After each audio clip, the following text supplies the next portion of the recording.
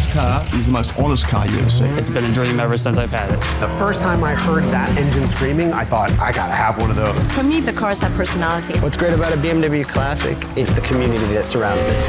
When you listen to that, that's why we're here. Welcome to Classic Heart, the BMW Group Classic Podcast. This is JP, and I have a very exciting guest today.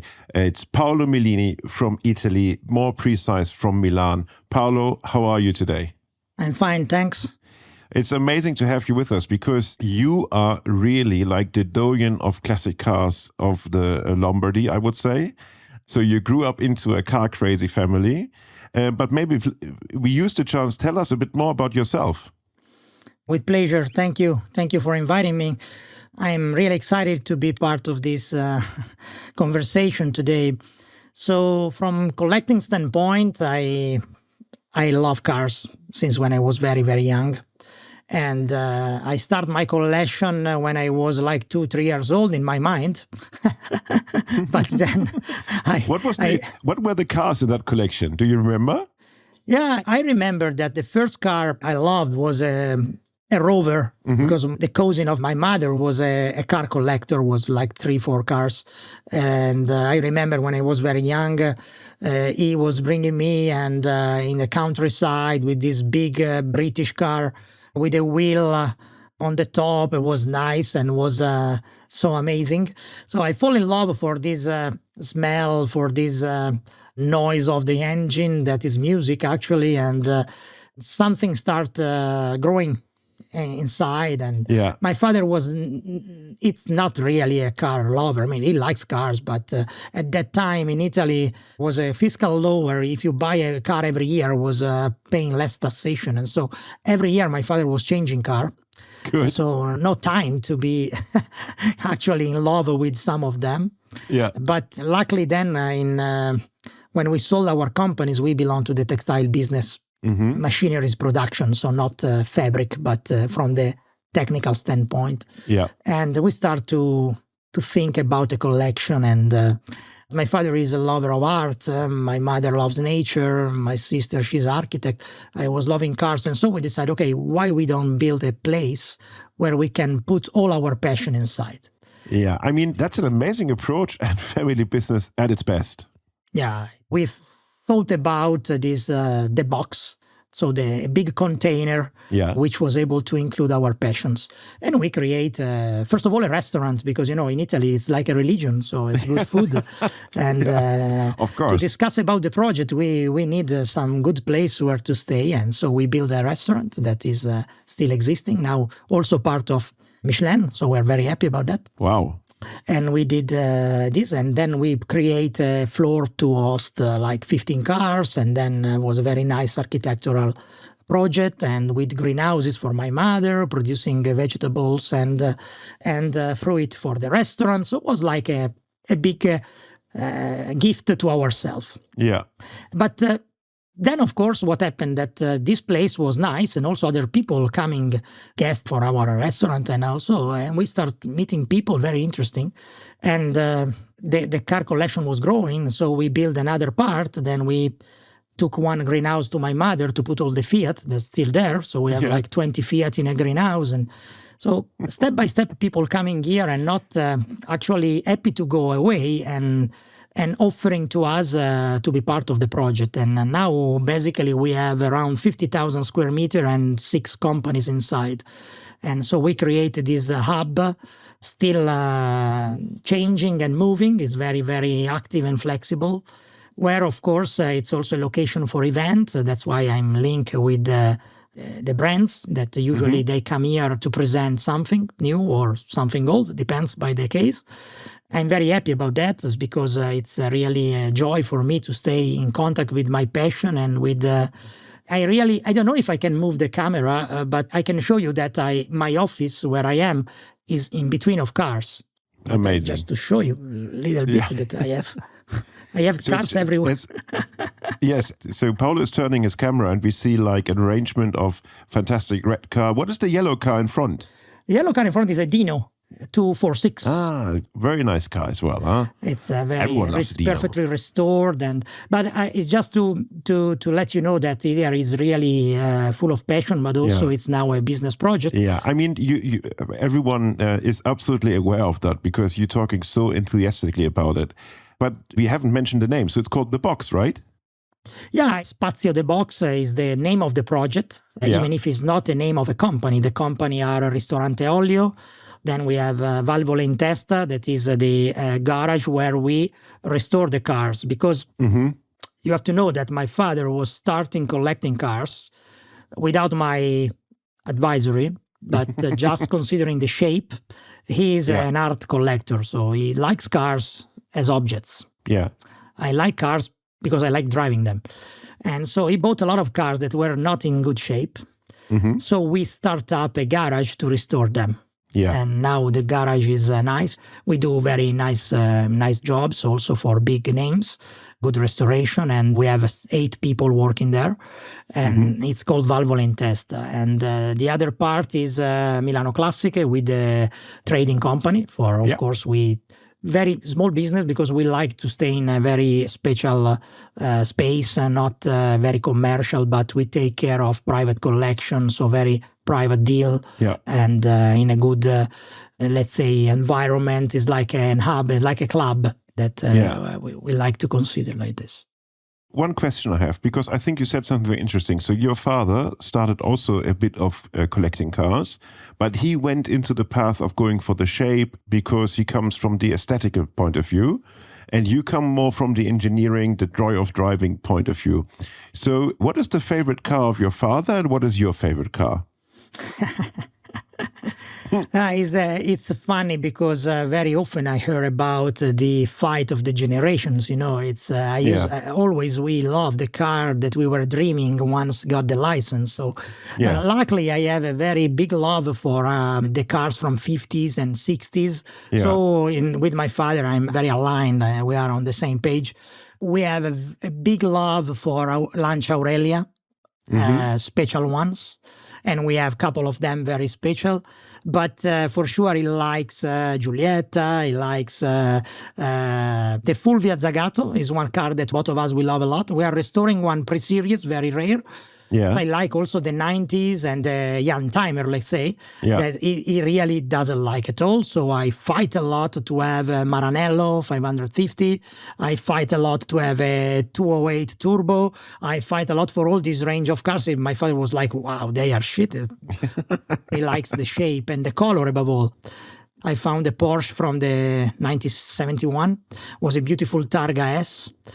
And the green was so bright, was so nice. And my father say, oh, it's an awful color. I say, no, it's beautiful. It was a beautiful color, but no way. I say, no, I like this very traditional color. So it's nice that we have this, I don't want to say fight, but this father and son discussion on cars is very funny. Yeah. So at the end, we found a way that is... I buy one, he buys another one, and then sometimes we buy together. I love that. And I also really like the idea of creating a space where every member of the family has this little kind of enjoyment. And I assume that your sister, as an architect, built the place or designed the place? Yeah, it's exactly like that. It's really a family project. And we have a lot of guests from abroad. I had the occasion to host the Peterson Museum. That was a big joy for me. Very cool. Yeah, and I organized the Prelude for BMW. Yes, and, also thank you very much for this. And we have to go a bit deeper here to give a bit of background.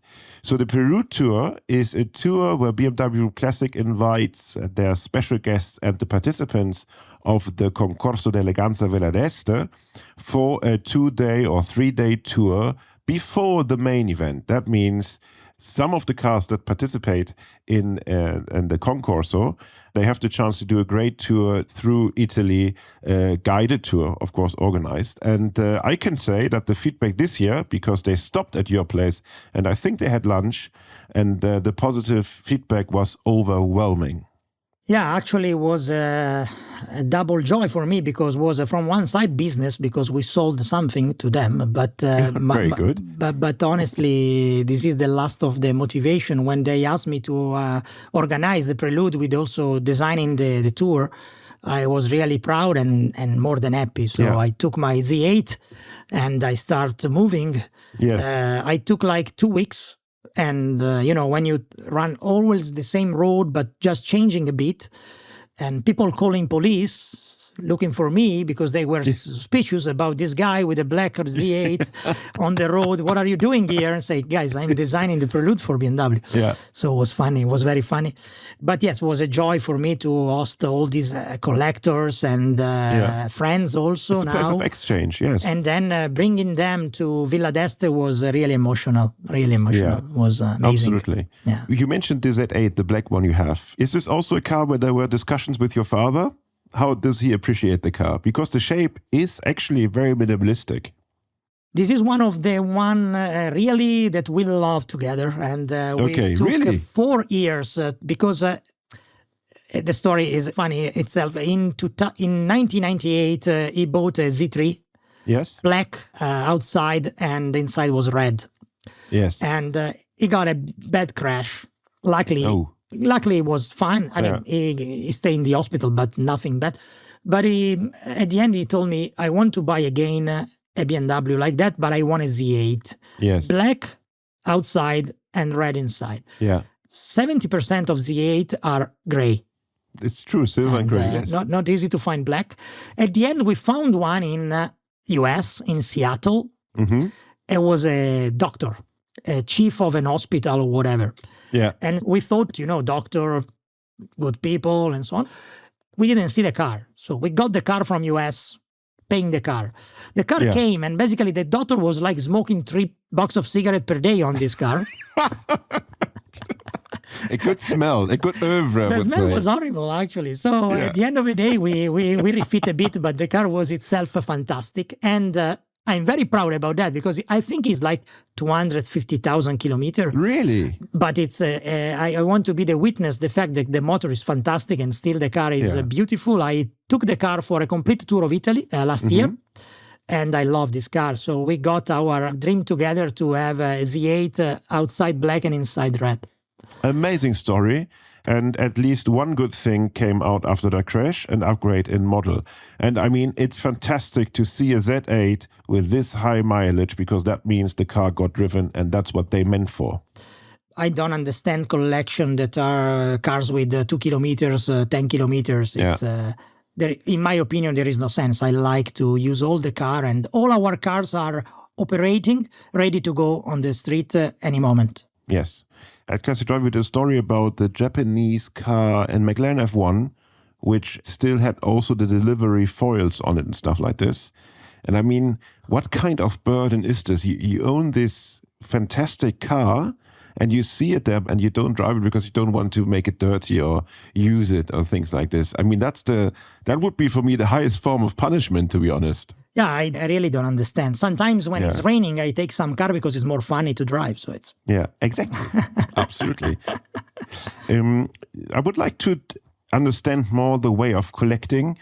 What is for you? What does it mean if someone says to you, "You're a car collector"? How would you define yourself? First of all, I don't like.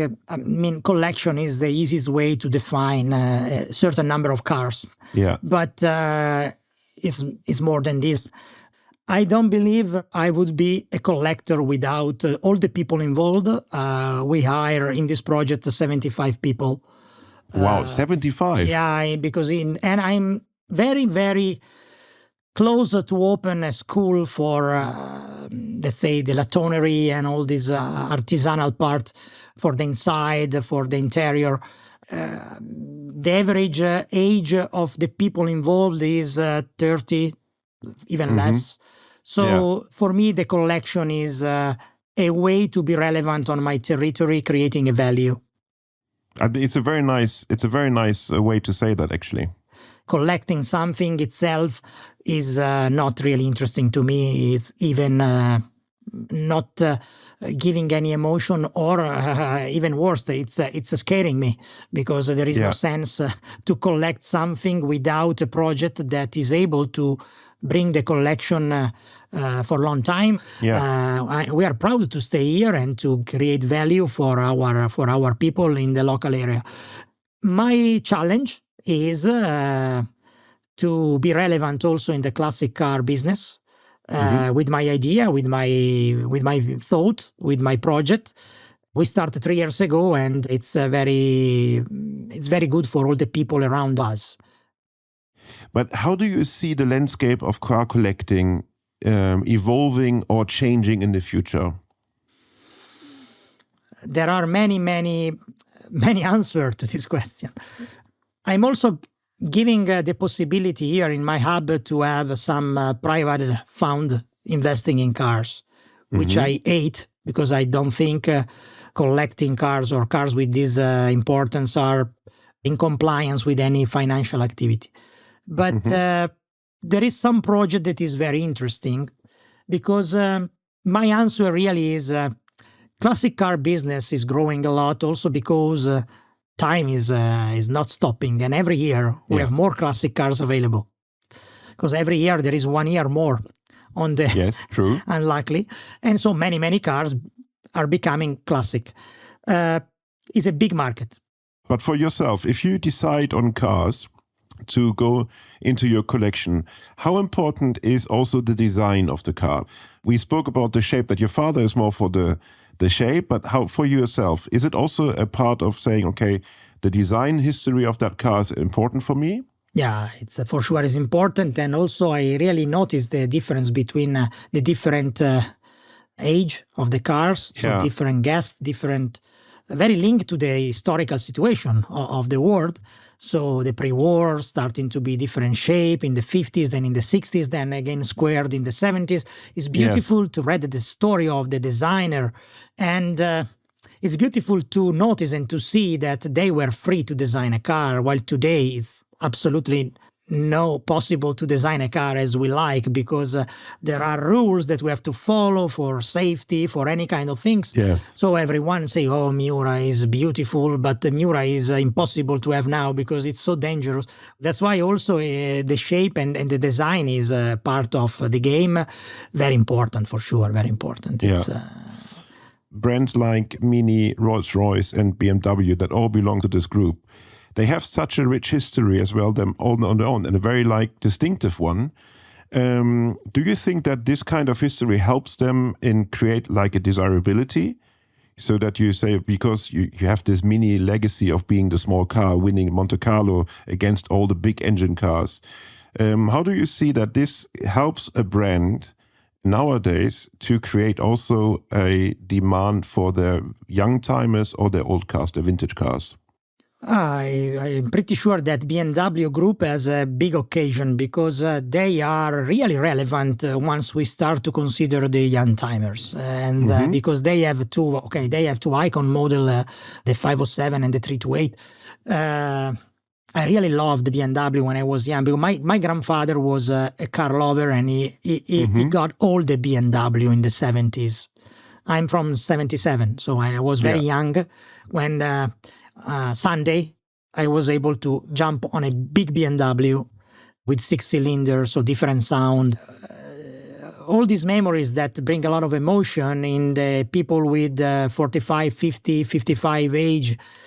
It will be a big value for BMW, because there are icon models from those years. If we include Rolls-Royce and Mini, of course, Mini is a community. Mini, big time. By occasion, just Mini is one of the important player in Italy that is recovering Minis. Will open his new space in front of us. So it's fantastic to have this also, because in the hub also we will have all the Mini world, and I also have 3 Minis in the different ages. Very nice. But Paolo, there's also, as you are of course Italian, I mean, never forget also the Italian connection to BMW. I mean, Giorgetto Giugiaro designed the M1. We have Ercole Spada 5 Series. We have Michelotti, all the big names also designed for BMW. What this does mean for an Italian? So how do you imagine an Italian designer working for a German brand like BMW? So first of all, I want to tell you, my brother-in-law is from Munich. Okay. So he's Italian, I told you. I know the mentality and the mindset very well. Yes. The combination is perfect, is great, because the solidity of Germans with the creativity of Italians is, I think, something unique and something very dangerous for all the others. I love Michelotti. I really love cars from him, Spada, all the other. But I have a lot of cars from Michelotti. I think this combination of different culture is bringing value, and that's why the important models and important cars are belonging to this kind of combinations. I want to add also the ISO Isetta, which is important. I have one ISO Isetta original from the original Italian experiment, and this is the idea that they failed on something that saved BMW. So this is the best example. So a model that in Italy was revolutionary but failing was able from a different standpoint to save a company, and that's the best answer to your observation. No, yes, you're absolutely right, and I think we have to give a bit of reference here. So back in the 1950s. BMW was not in a very good state. Motorcycle production was declining. Their top cars, the luxury cars, the 503 and 507, were very expensive to produce. So for them, the number one priority in these difficult times was to find a car that can go into production and immediately make money. And the solution was found in 1954 at the Turin Car Show, because at the booth of ISO Rivolta, who we of course know by building brilliant Italian cars in the past, but also they did kitchen appliances like refrigerators and stuff. There was a tiny car presented on their booth with a massive front door, like a refrigerator door, opened in the front, so it was very special. And the BMW delegation who was sent down there to get some inspiration, I would say, they immediately thought, okay, this will be the savior of our financial troubles. So they bought the rights from ISO Rivolta to build the BMW Isetta, and that was the solution to it. But Paolo, what is the reason that Italian automotive design is so striking and works everywhere in the world like Italian food? So what's the secret? I think we are a combination of hundreds of different cultures, and we have been dominated by everyone. Surely we have this lucky situation where we have a lot of different cultures in our country. We have 1,000-kilometer length in our country, and so different. Every 25 kilometers is different. Yes. So that's the reason why we have this creativity and this ability to look out of the box. Yes. Now I want to say out of the box because we are in the box in our project, but yes. we are. Sometimes it's good to stay in the box. Sometimes, yes. Paolo, we have a little element in our podcast. It's called the pit stop. I will ask you a couple of questions. These questions are very short, and I would like to encourage you to answer also very quickly, just straight off your mind, what's on your mind in a sense. Okay. You ready? Yep. Pit stop starts. Coupe or limousine? Coupe.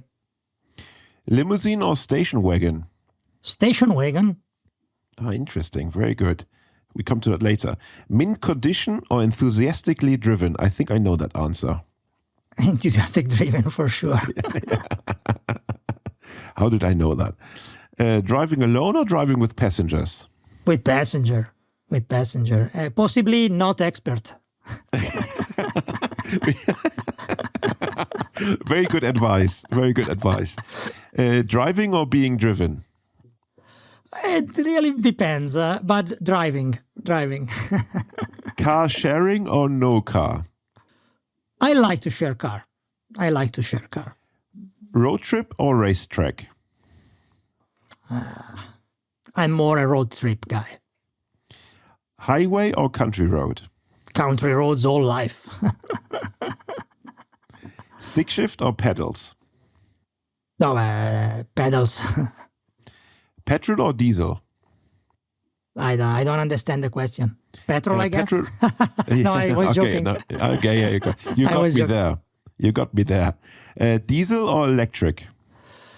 Okay, in that case, I should say diesel, but then maybe I want to explain why. I'm not against electric. I just want to go where I want. So diesel. Diesel. Electric or no car? Electric. Engine in the front or in the back? In the back. Engine in the front or in the middle? Wow. Middle. Left-hand drive or right-hand drive? I prefer left, to be honest, because I'm Italian, so. But don't forget, Italy was also a long time right-hand drive, right? I know, If I have a lot of remember Lancia. correctly. A lot of Okay. Lancia with that. Right-hand drive or center drive? Oh, right. Sell or keep? Keep. Buy at auction or buy at the dealership? I'm more for dealership. Radio on or off while driving? Radio off, for sure, radio Yes. off. Yeah. And if it will be on, would it be podcast or music you're listening to? From today on, podcast, for sure. Very good. Thank you very much. That's it. You said car sharing or no car. So you're a guy who enjoys sharing the cars with people. Sometimes I arrange a tour on Saturday or Sunday with 5-6 cars from my collection driven by friends. Then we exchange during the day. Amazing. And I love to see my car from another standpoint running on the road. Mm-hmm. Otherwise, you never see your car running. True. You're right, And, because you sit always inside it. Yes. Yeah. That's right. Absolutely. And then you said driving with passengers, because the majority of people, they say, actually, the bold answer is no passengers. So what is the enjoyment of driving with passengers for you? And I say also not expert, because first of all, you see people in the uncomfort zone. Yes, true. No belt, no safe belt, strange movement of the car, strange noise, strange smell. And you see immediately if people can be involved on this or there so far, and you explain them what I have to do, because sometimes on a classic car also the passenger is important for something. So, like pull the hair, do something, and I like to enjoy the driven experience with someone. So it's, in my opinion, driving by myself I do very often. But with someone is fantastic, in my opinion. Yeah. I also like to drive alone, of course, and I can be faster. I can be no one tell me something, and sometimes it's fantastic. Yeah. Sometimes it's bad. It depends also by the car, by the environment, by the road, Yes. And I like that. yeah. That's cool. And then you said radio off while driving. So you want to enjoy the engine sound and everything? Is that the reason why? If you prefer to have the radio on, it's like to put sugar in espresso, It means something is wrong. If you drive a car, it's better if you listen to the engine rather than to listen to some broken radio, because the quality of the sound on a classic car is surely bad. Yeah, that's for sure. So now let's touch the electric point. I mean, what is the thing with electric cars? Why is there some people really dislike them? I don't really understand why they dislike them so much. No, but what is your state on that one? So first of all, as we are a lover of classic car, we know that electric car is belonging to a long history. So it's not something that invented by Elon Musk, for sure. God bless not. Yes, God bless not. And Porsche started with electric engine, and rather in the beginning of the last century was already available. I mean, there were fire trucks. Absolutely. I see in the collection, I see a fire truck from 1912, electric. Yeah, absolutely. And the funny story with more or less the same battery autonomy. That's absolutely right. Funny, yeah. That is funny too. So the dispute, in my opinion, is not at all on electric car, but is on the battery. So if we talk about battery, then there's a big discussion. But electric car itself, the electric engine is very efficient. Is the infrastructure the problem? Is not the electric car itself. I love the speed of this car, the amazing acceleration they have. They will do improvement in battery endurance. They will do a lot of improvement in the infrastructure. But being Italian, I tell you that when I stop in a gas station and I have two cars in front of me, I get nervous. And the average time is 3.54 minutes waiting. You can imagine if you have to wait because there is a guy in front of you recharging the car. So that's the point. I think is they are stressing a concept, leveraging on the wrong things, because the other problem is that they are killing an opportunity, in my opinion. Paolo, before we come to the end of our very fruitful and exciting conversation, what is like the Holy Grail, the one thing you would like to achieve with one of your cars, or you want to own a car that's not in the collection yet? I tell you, my dream, and it's what I love, is to have a dream, because I made a decision long time ago. Few important cars, or many cars, even if not so important. And I decide to stay in the second choice. So our collection is counting around 110 cars. And half of them are not really important. It's like, I mean, not important for me are important, but I speak about economical value. Yeah. My dream in the future would be maybe reducing the number of cars, but I have a dream is a 288 GTO. I had a Testarossa, I have a Maranello, but it is also because it's very expensive, of course, but the shape, the meaning of this car is for me, I think if I have to select one dreaming car for me, is a 288 GTO. Yeah. It is a heck of a car. It's such an amazing thing. I think it's the reason why Ferrari now is so relevant and important. It's the first. I mean, and with this bold statement, I would like to thank you very much, Paolo, for joining us at our Classic Heart session today. It was very insightful to understand also the way how collecting works and what's important for you as a collector, and also getting the understanding that collecting is a very personal thing. So thank you very, very much. It was really, really cool. All of you are welcome anytime you pass in the area. We are 5 minutes far from Milano, so there is no excuse. And no excuse. We have a beautiful restaurant. We can host you and we can stay together speaking about our passion. Anytime you like, you are welcome. And thank you very much for this space and for letting me explain a different point of view of collecting cars. Absolutely. Thank you very much. And for those who tuned in at this episode, please do us a favor and let's beat together the algorithm and make sure that you like the episodes you're listening to. Put the subscribe button to not miss any episodes in the future, and also leave us comments and 5-star rankings. That would be very appreciated. If you like to invite guests from those who tuned in, please send a message to BMW Group -Classic at shot-1.de. I repeat that, it's BMW Group -Classic at shot-1.de. And we are super happy to listen to all your suggestions who to invite. And of course, this podcast would not be possible with a great team behind it. So thanks to Friedrich von Königswald, who is our editor. We say thank you to Alex and Marcus from Scenario Studio in Munich that take care that we all sound quite well. And of course, our producer, Robin Zeiser from Shot One, that makes all things happening. So you all, please stay safe, go out and drive, enjoy driving, and visit Paolo. Paolo, thank you very much. Grazie lei. Grazie a voi. Thank you very much. Bye bye. Thank you. A dopo. Ciao ciao. Ciao.